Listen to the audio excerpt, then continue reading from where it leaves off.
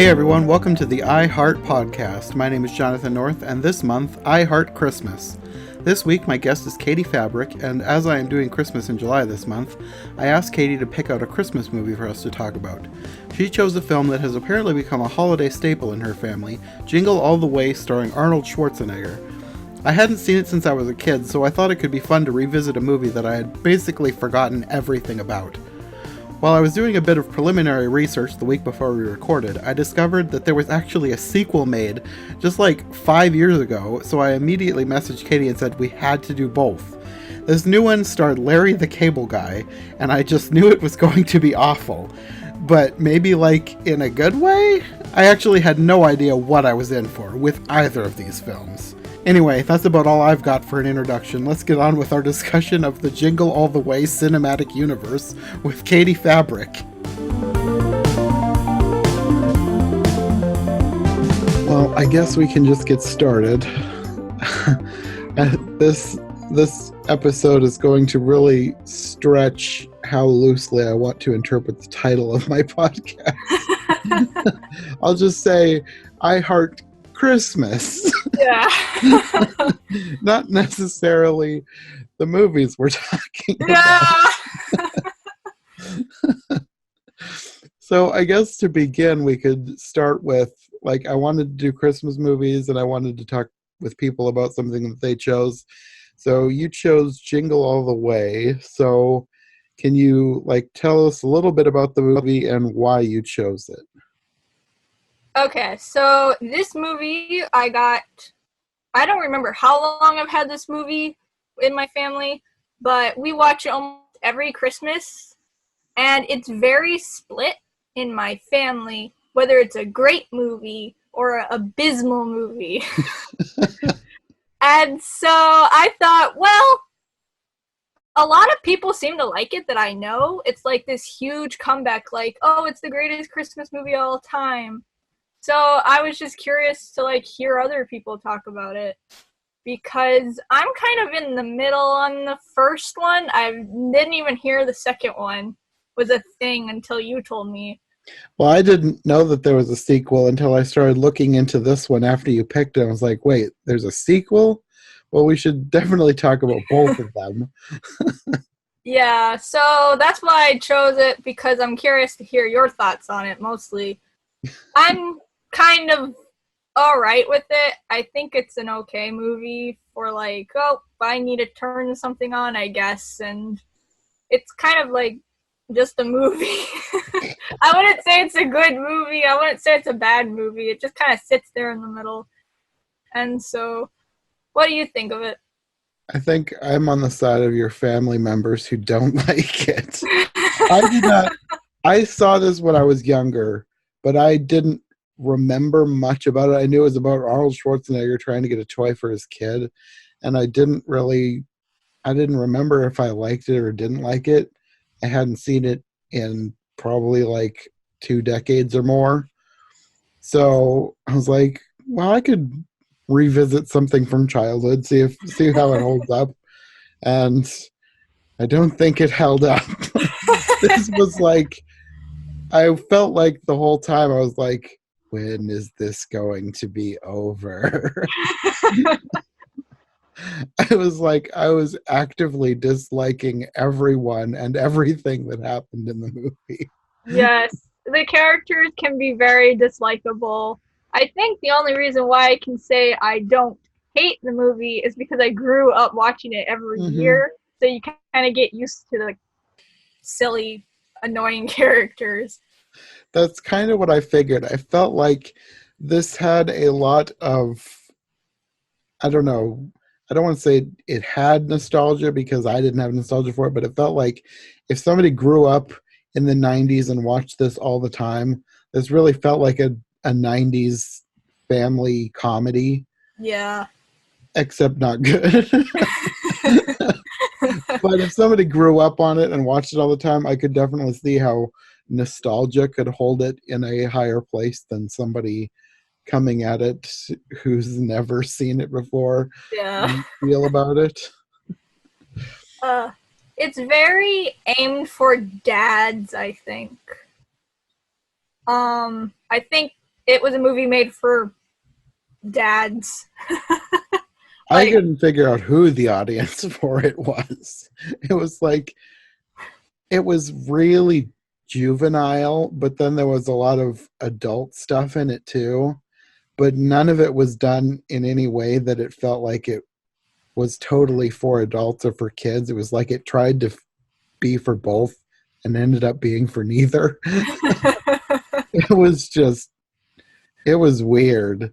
I guess if people don't know about the movie, do you want to talk about like what happens in the movie a little bit, like what it's about? Sure. So basically it's about Arnold Schwarzenegger. I don't remember the character's name. I don't either.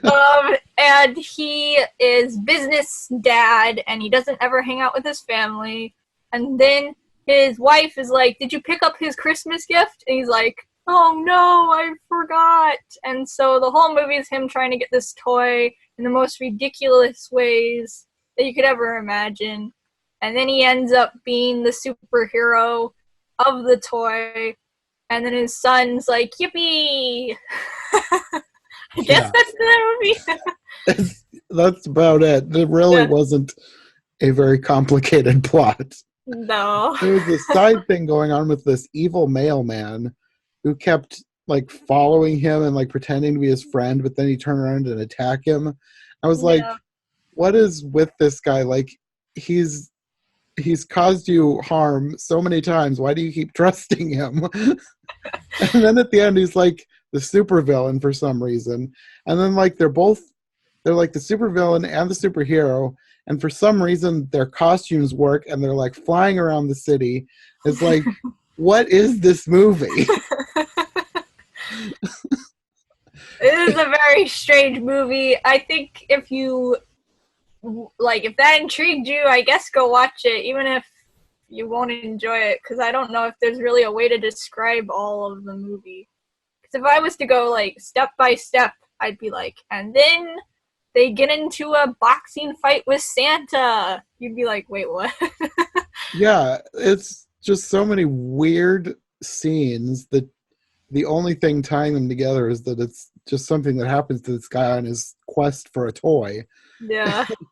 Like, and then the weird mailman, he keeps talking about having mail bombs, and I'm like, this is really weird. It's like these terroristic threat jokes have not aged well.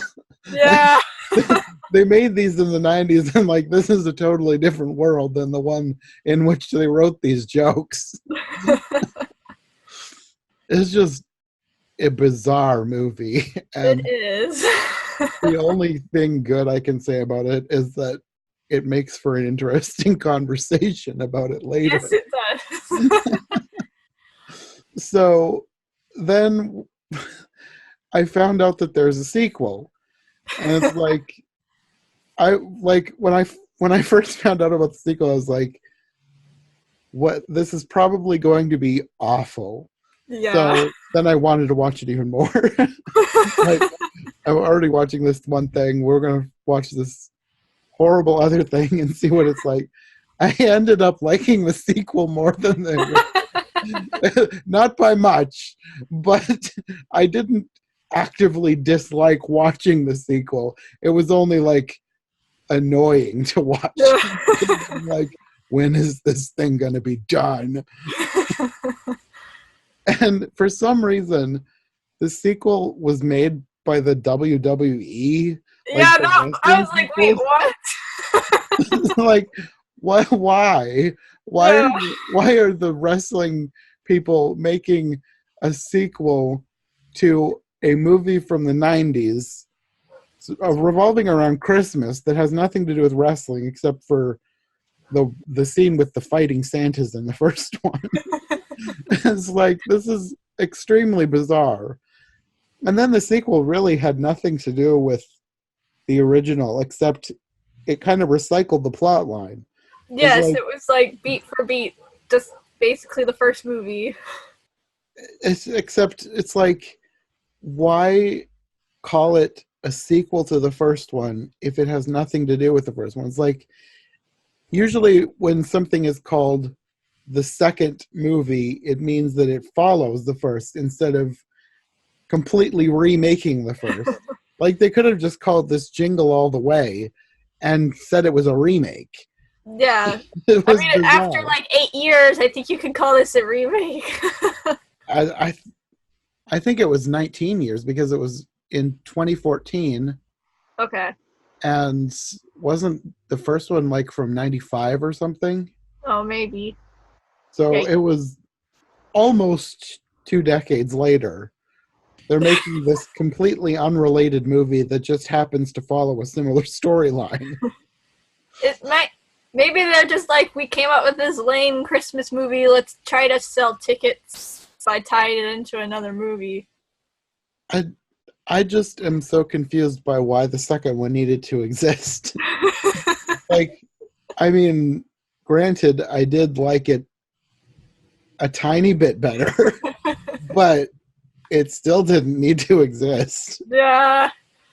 So this one is about Larry the Cable Guy, who is trying to find a teddy bear for his daughter instead of Arnold Schwarzenegger trying to find an action figure for his son.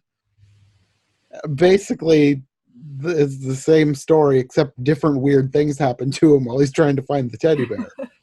And Yeah. instead of a creepy neighbor trying to steal his wife, he's been divorced for years and his wife is remarried, and now he's competing against the stepdad for the daughter's affection. It's just a weird movie. And another thing that I kept noticing is like, there's so many stereotypes and cliches in this film. It felt very pandery to like a redneck audience. Yeah. And it also felt like just the way it was written, and I don't know exactly how I can explain this, but it felt like a bad Christian movie without Christian values. Just like the audience that it was pandering to, and the fact that it was trying really hard to be funny and rarely succeeding. It felt like a Christian movie that wasn't for Christians. Yeah. And I I kept don't know. hammering in that theme, you know? I was like, oh no, stop. And the other way that I thought it towards the end, it felt like a Hallmark movie for people who wouldn't be caught dead watching a Hallmark movie. The Hallmark movies for dads. Hallmark movies for rednecks. Yeah, that.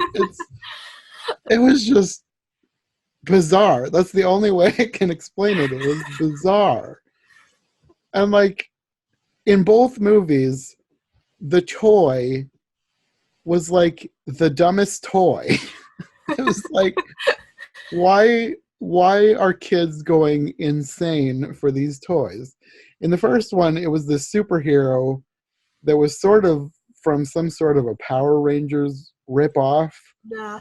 And they had all those little people in the colorful costumes that looked like Power Rangers, except I guess they were evil. I don't really know what was going on in the cartoon. I don't think you were supposed to. Yeah. Everything, it felt like a parody of something, and actually the whole movie felt like a parody of something that didn't succeed at being a parody. I don't know. What did you think of the second one as compared to the first one?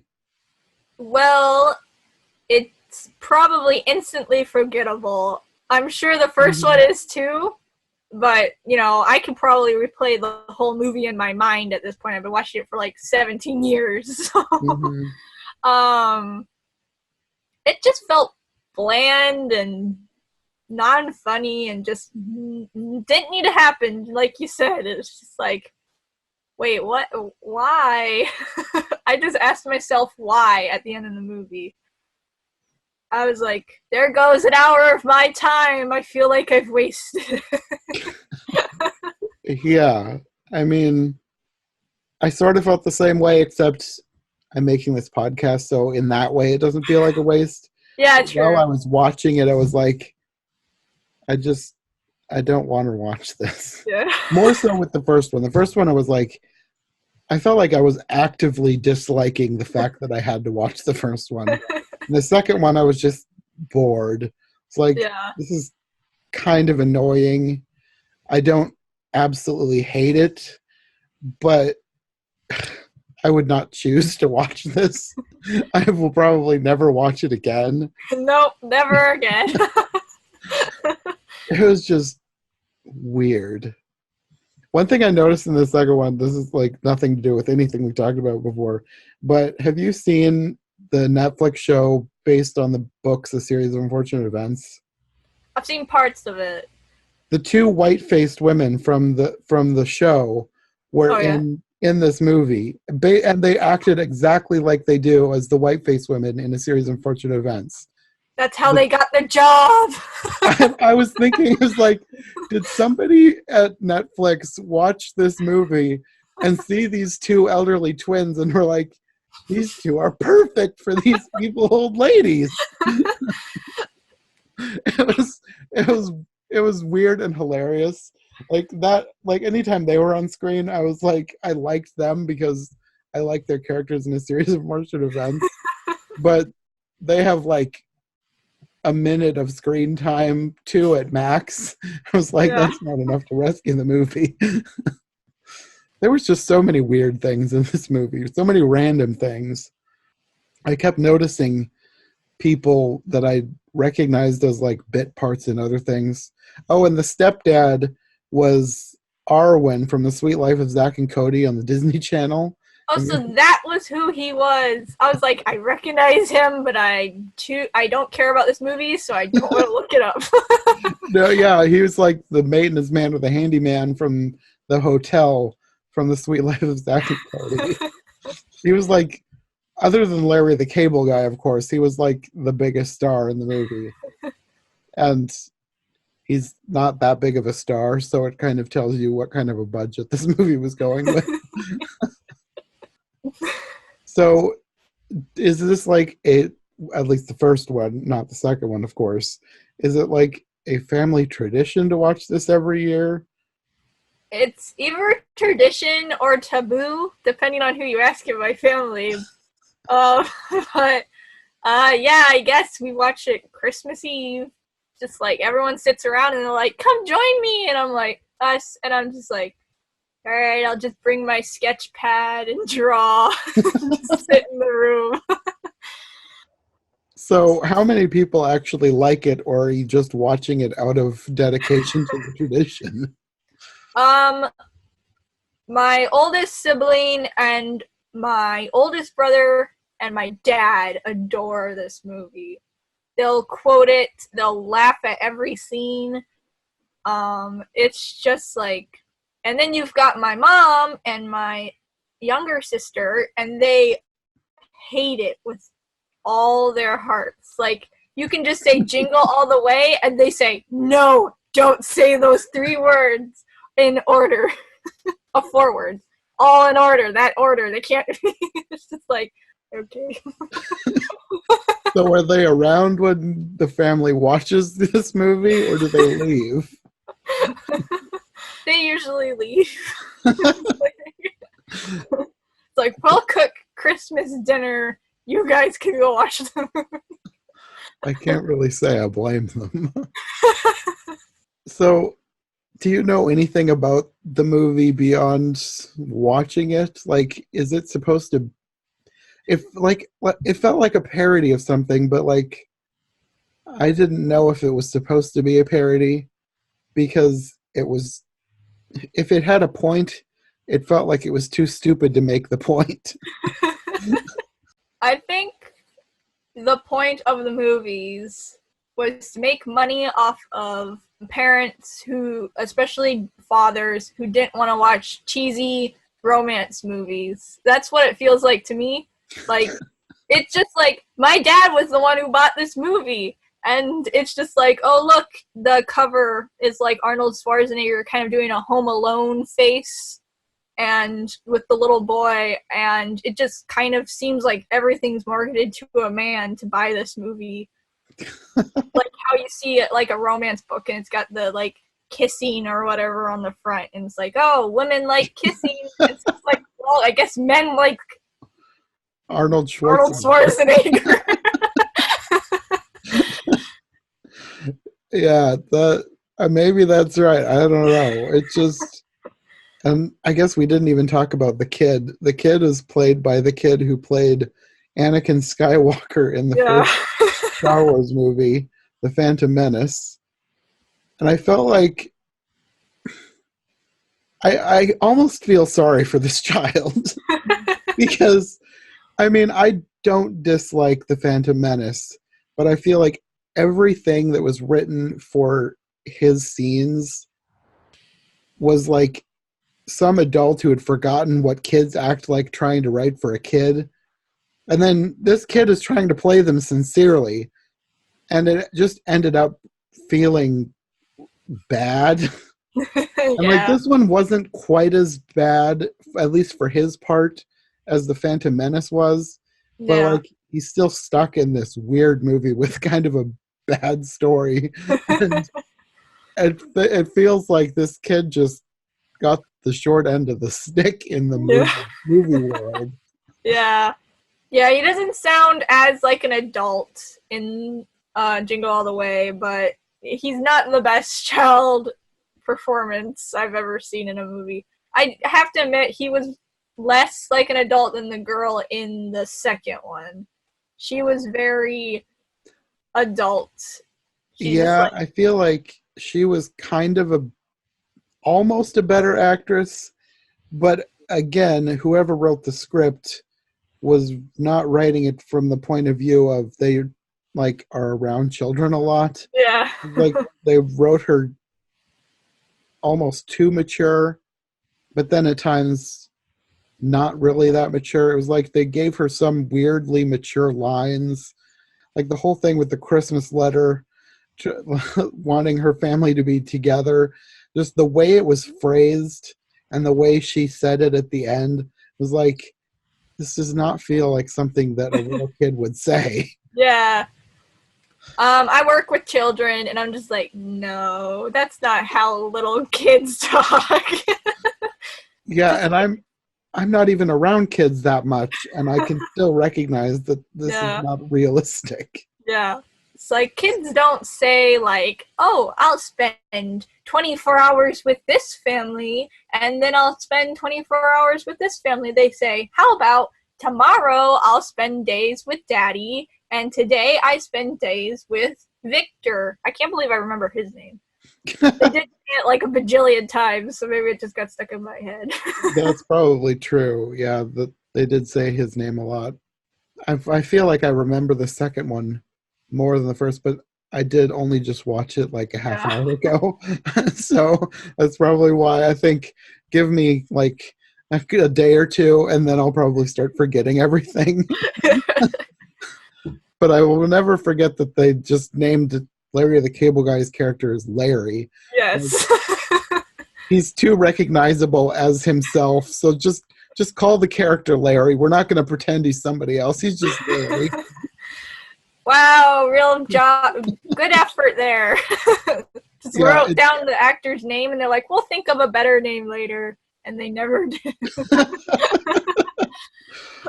his character was like, it basically was him. It's like, can Larry the Cable Guy ever act beyond what his stand-up shtick is? Because I know he's been in a lot of movies, but every time I've seen him, he's basically the same character. Like, Yeah. even in the Cars films, Mater is basically Larry the Cable Guy.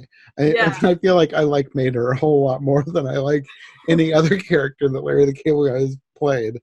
But that's Yeah. probably because Pixar has good scripts. Yeah. The other ones I've seen him in, the scripts have not been good. Yeah. I did notice when I was searching for the second one, apparently the Tooth Fairy movie with Dwayne Johnson, they made a sequel with Larry the Cable Guy. What? Like, wait a minute. Is this just like some weird thing? Like, all these sequels just have Larry the Cable Guy because they can't get the original actors? Is Larry the Cable Guy just the go-to guy for mediocre sequels Yeah. to weird family movies? It's like, What? One of these days I should just go through his IMDb and see what all other sequels he's been in. Yeah. That's really bizarre. Now I'm kind of wanting to watch that. I know. It's totally awful, but I kind of want to see it anyway. Don't want to see it, but I do. Yes. Oh, wow. Well, since you have to go to work, I suppose we can probably end it there. Okay. We don't need to break down these movies plot point by plot point. There's not much to break down. I think people can get the gist of what we're talking about. Yeah, like I said, this is going to actively stretch the meaning of the title of my podcast, but at least I liked talking about them. Yeah. I love Christmas movies. Yeah, I didn't enjoy watching them, but talking about them is fun. Yeah. I love talking about Christmas movies. I think that's the way with a lot of bad movies. There's people who really like watching bad movies. It's probably just so they can talk about how bad they are. I think this would fall into that category. Well, I guess we can wrap it up there. Do you want to tell people where they can find you? They can find me on Facebook and Twitter at KT Draws Things. Yeah, okay. Creative. I will have links in the description as well for people who want an easy shortcut so they don't have to go searching. Yeah. Who searches? No one searches. Not unless they're like really dedicated. Yeah. It's like every time somebody's on something, it's like I'm mildly interested, I'll go look for a link, and if it's not there, I'll be like, and forget about it. Anyways, I guess that'll be all for today. I think we'll probably do another one someday. We have other things we've talked about doing, and I was kind of thinking about one of those, but then I was like, July is coming up. I do want to do Christmas in July. Let's talk about a Christmas movie. So I'm just like, look at this masterpiece. Yeah. Let's talk about something that's actually good next. Yeah. I watch the best movies. Okay, well, thanks for joining me. I guess we'll see you next time. Yep, thanks for having me. Thanks again to Katie for joining me for this episode. If you'd like more from her, I'll have links to her social media in the description below. She's an amazing artist, so make sure you check out some of her work. Next week will be, I guess I'm calling it a bonus episode of the podcast. I will be re-releasing a podcast-length video I did with Rachel and Amber of the Hallmarkies podcast.